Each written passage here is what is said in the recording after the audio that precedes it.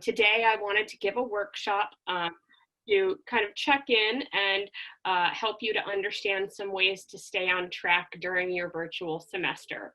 Now, we just got started, so hopefully you guys are still feeling very confident about where you're at, but I've geared this towards what do we do if we're feeling like we're getting off track. At the end, I'll leave some room for discussion or questions, and then I'll also introduce our team members. Actually, I think I might introduce our team members first in case any of them had any other meetings. So as I said, my name is Whitney Youngren. We also have in the room Connie Moreno Yashima. Connie, can you introduce yourself? Yes, I can. Hi, everyone. Welcome. My name is Dr. Connie Moreno Yamashiro. I serve as your Assistant Dean for Student Affairs, and I'm really here to make sure that you are supported on a personal, social, academic level, help you get involved, connect you to resources, any support you may need. I'm here for you. So thanks so much. And then we also have our Associate Dean, Dr. Jessica Stern. Jessica? Hello, everybody. I am Associate Dean Stern. I work closely with the Dean on student issues, curricular issues, so I am always eager to hear about your experiences in online classes because I communicate a lot with the faculty and with the chairs and can let them know what you feel is working and what you could use more guidance with. And then also in the room, I see that we have Julianne. Hi everyone, my name is Julianne Vartanian. I'm one of the retention specialists within the Student Success Center. And as a retention specialist, we are able to support you in your academics. Thanks, Whitney. Thank you, Julianne. And we have Robin in the room as well. Robin? Hi everyone, welcome.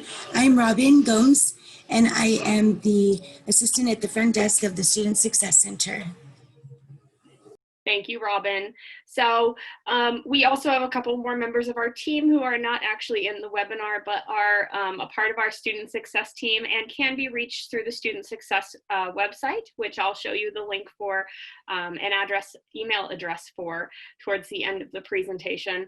So if you need anything at all, you can always feel free to reach out to our student success virtual desk, and we will provide you with any sort of support that we can.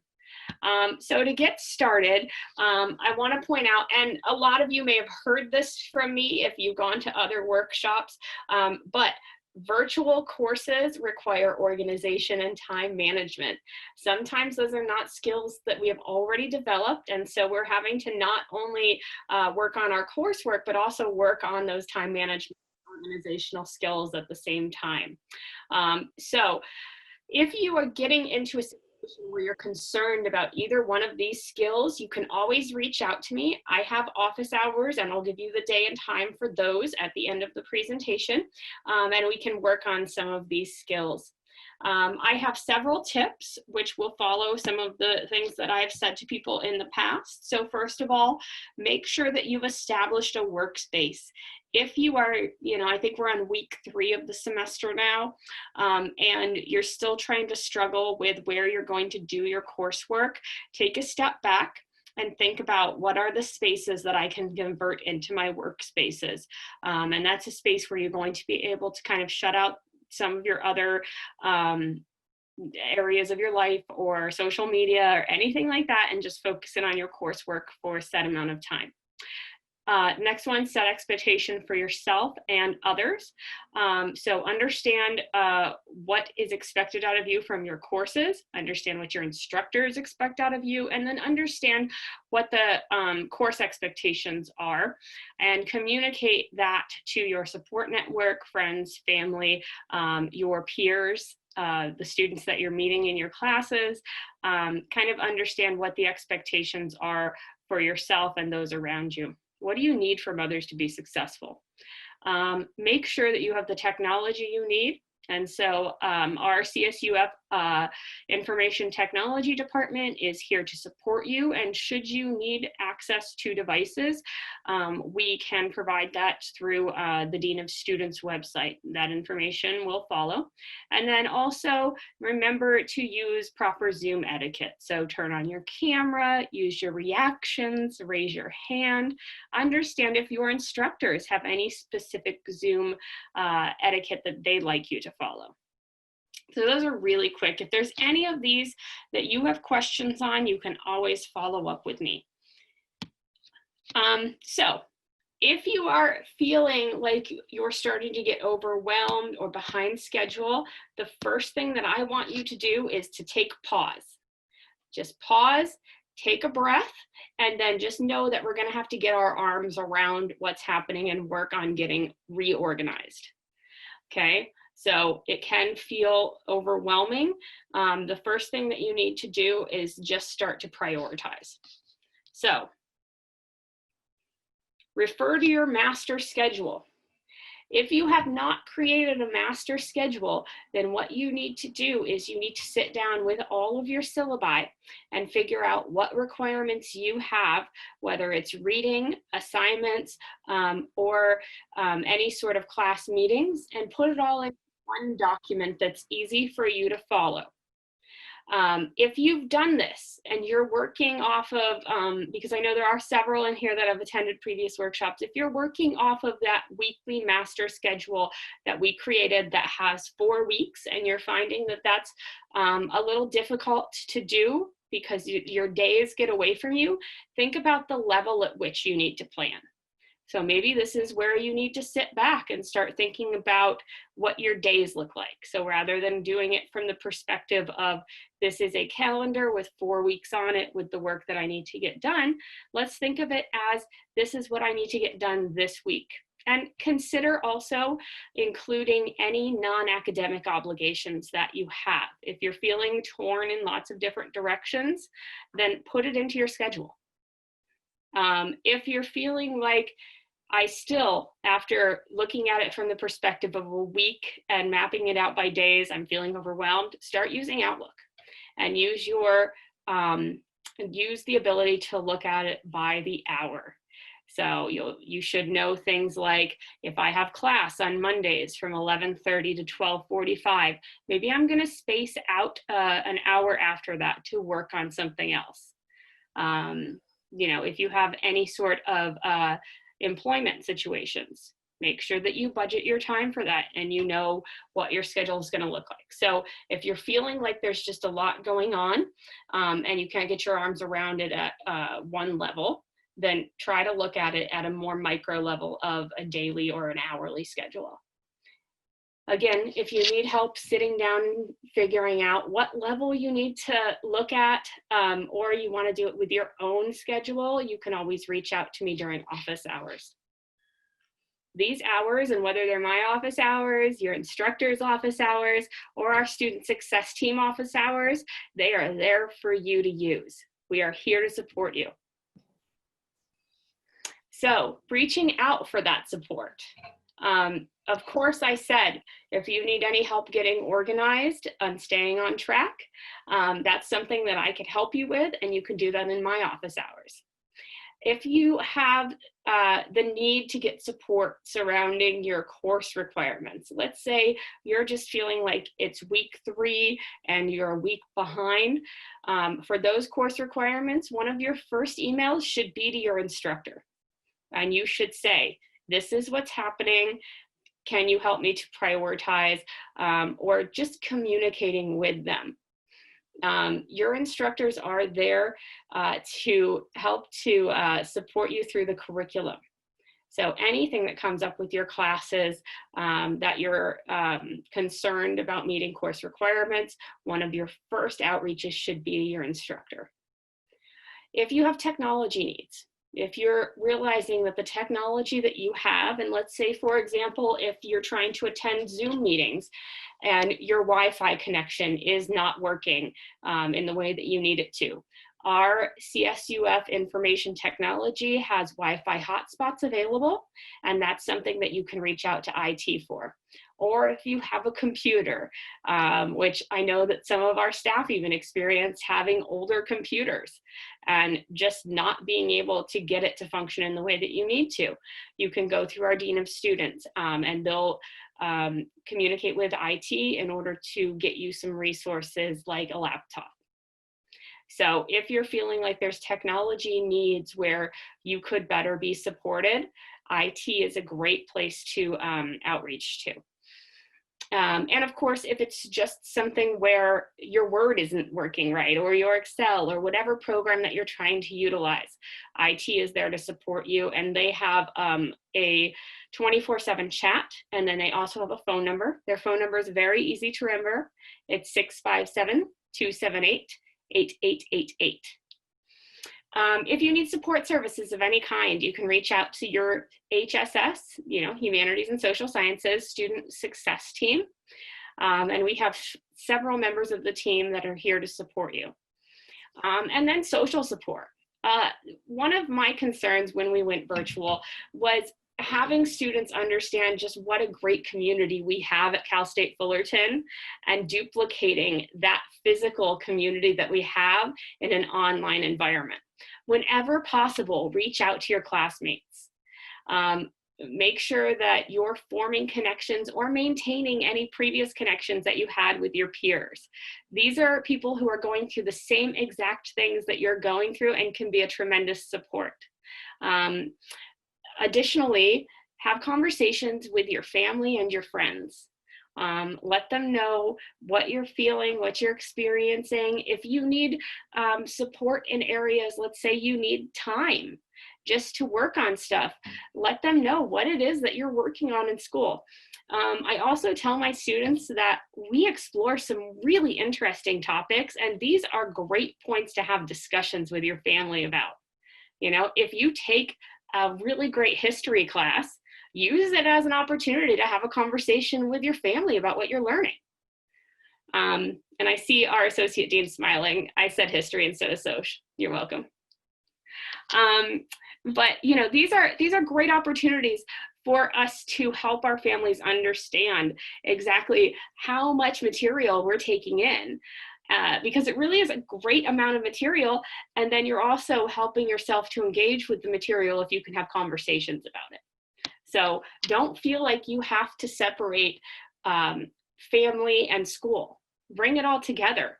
We're in this new virtual environment where family and school is sometimes not separated by a physical space.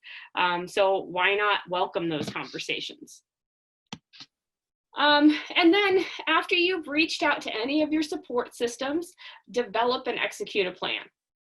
So figure out what kind of communications you need to have those communications, and then figure out what you're going to do so that you're able to stay on track. So as I said, if you're working off of a weekly schedule and just feeling like it's overwhelming and you're not able to find time, try looking at your daily schedule and evaluating what those slots of time are that you have or that you need to commit. Second thing, start every day by reviewing your schedule. What do I have to do today? And I don't know if that's you reaching over like I do in the morning and looking at your phone and going, okay, this is what my day looks like. And then at the end of the day, think about everything that you accomplished, and then think about what's coming tomorrow, so that you can kind of get yourself in that mindset of, this is what this day is going to look like. This is what I've already accomplished. This is what I need to get done. Don't be afraid to pat yourself on the back, because you'll find that when you look at everything that you did that day, you did a lot of things that you just don't even think about normally. We get so carried away with the go, go, go that we don't think about just how much we achieve on a daily basis. So reflect upon that at the end of the day, and then plan your day for the following day. I said make sure that you're evaluating the level of your schedule, whether it's a weekly schedule, a monthly schedule, or daily schedule. Make sure that you're alerting others to your schedule. Post it and discuss it. I say on here, use low-tech and high-tech options to remind others. The most low-tech option that you can use to remind others of what your schedule is to have a conversation with them. So for the people that you communicate with on a daily basis, talk to them and say, this is what I'm doing today. This is what I have on my schedule. These are my commitments. Again, of course, you can post it on a refrigerator, you can leave Post-it notes, you can use apps, whatever it is that you need to do in order to remind yourself and others of what your obligations are. Again, if you get a couple days out from this workshop and you go, I just can't seem to get my arms around being organized, then you have a resource. Reach out to me and I can help you get organized and be a support to keep you on track. I mentioned technology needs. So, and I say this in all of my workshops, we have resources for you. So IT has put together a fall 2020 resource website. And let me just go there really quickly. I'm going to share this new screen. This is what the website looks like. And you'll see here all of the information for student help desk. So they have an email, student IT help desk at fullerton.edu. There's that phone number that I talked about. And then here's your IT support chat. IT is there to help you, and they've got a lot of resources in place to do that. Should you need the device, here is your device request form. It's available to you through the Dean of Students website, and I'll show you what that website looks like.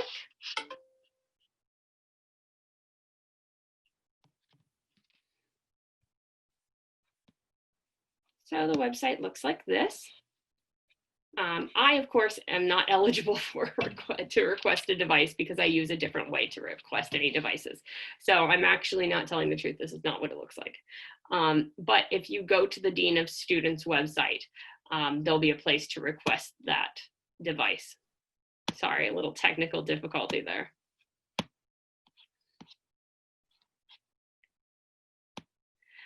So if you want to contact me for support, you can do so through my drop-in hours. Robin, can you tell me if I'm correct in this? The drop-in hours are posted on our website? That's correct. And there's a link there that they can use to get to my drop-in hours.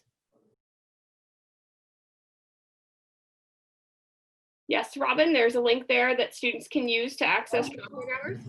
Yes. Wonderful. And so drop-in hours on Wednesdays from 2 p.m. to 2:30, so they will be held today.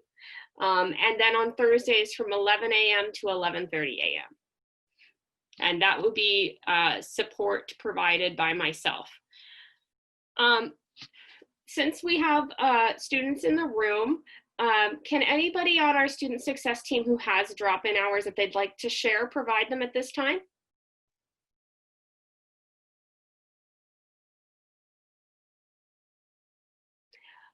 Robin? Yes. Does anyone else on the student success team have any hours that students should know about? Our virtual front desk on our website, and I just put the link in the chat, and that would be on Mondays and Tuesdays from 11 to 1, Wednesdays from 7 to 9, and Thursdays and Fridays from 1 to 4. Okay, and what can students do during these office hours? They could ask questions about different things that they might need on campus, if they need to know how to get a hold of their major advisors, or if they need to get a hold of some tutoring or information maybe about the library, any questions that they have that relate to their academic success. We'll try to find answers. Thanks, Robin. Sorry to put you on the spot.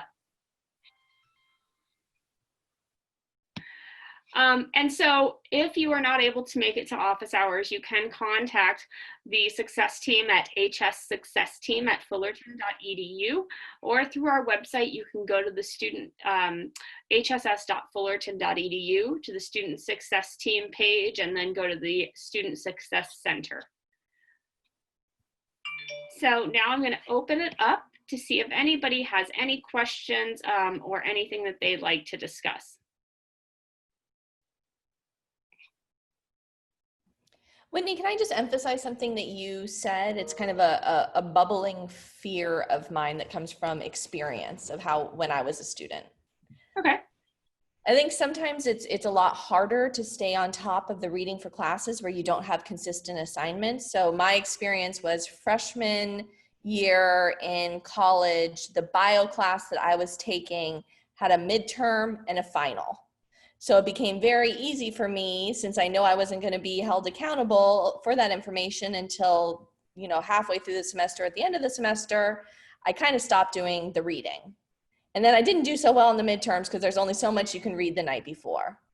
So make sure when you're creating your schedule and sticking to your schedule that you really are keeping up with the reading, even if there aren't writing assignments or quizzes related to it, because you will eventually be tested on it, and it's very hard to make up that reading later on. That's a great point. And I've actually divided my reading, rather than dividing it into number of pages per week, it's number of pages I need to read per day now. And I also feel like, and I'm a little old school, but I take notes on what I read, because otherwise, especially taking more than 1 or 2 classes, I tend to forget what I read, and only remember like a little chunk of it. So, you know, if you're buying books, don't be afraid to go old school and write in the margin, or open up a Word doc and just type them some thoughts.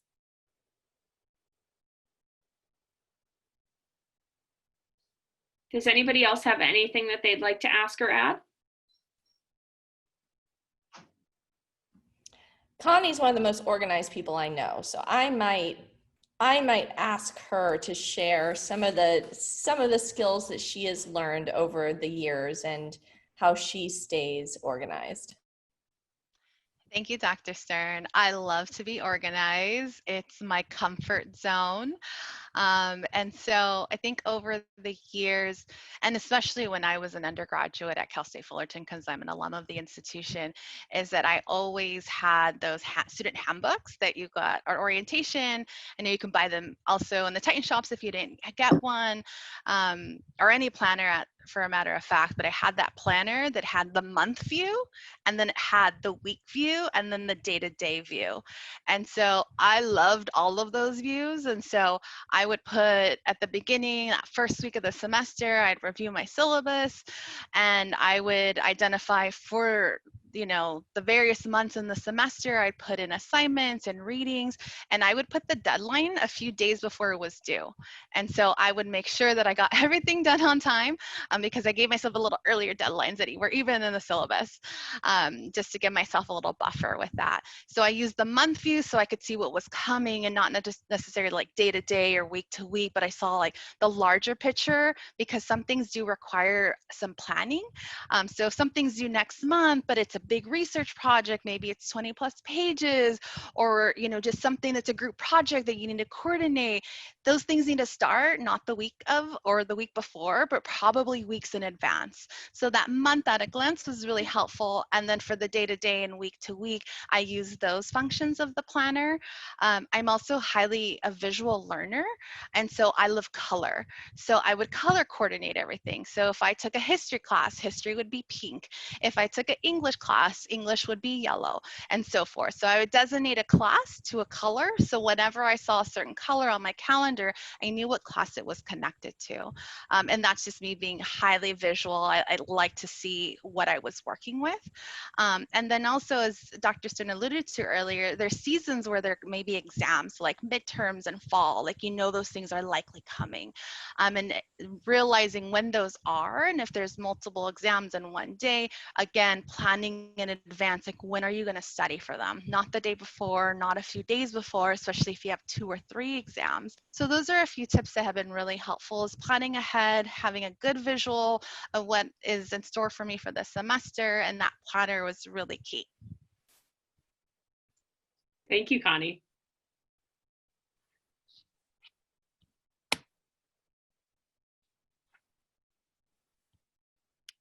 So on that note, we are going to stick around if there's anybody who wants to have any one-on-one conversations. Otherwise, unless you have any other questions, you know, go forth and be successful.